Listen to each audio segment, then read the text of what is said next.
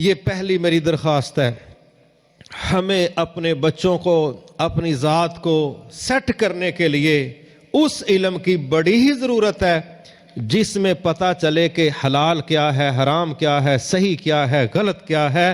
اگر اس کا پتہ نہیں کریں گے تو پھر جانوروں میں اور یہ دو ٹانگوں والے جانور میں کوئی فرق باقی نہیں رہے گا، کیونکہ اللہ نے انسانوں کو ایک جگہ کہا کہ 4 قسمیں اٹھا کے کہ ہم نے اس کو خوبصورت ترتیب پر پیدا کیا، اور دوسری جگہ فرمایا اولئک کالانعام بل ہم اضل، ان میں سے تو انسان کیا کہنا، یہ تو ایسے ہیں جیسے جانور، بلکہ جانوروں سے بھی گئے گزرے۔ کیوں؟ جب رویہ ہی جانوروں والا ہے، جب رویے میں انسانیت نہیں ہے تو جانور میں اور انسانوں میں کیا فرق ہے؟ انہیں بھی ٹکر پاڑنا ہے، انہیں بھی ٹکر پاڑنا ہے۔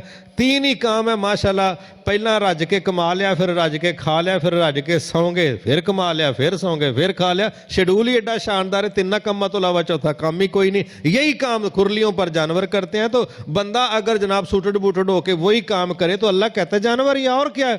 اس لیے یہ پہلی ترتیب ہے زندگی کی کہ ہمیں علم کے نام پر، اگر سکولوں کالجوں میں وہ سارا کچھ میسر نہیں، ہمیں اپنے گھروں کے اندر ایسا ماحول بنانا چاہیے کہ ماں باپ بھی جو بالغ ہیں وہ بھی گھروں کے اندر ہم ان کتابوں کا مطالعہ کریں جنہوں نے ہماری زندگی کی ترتیب کو درست کرنا ہے۔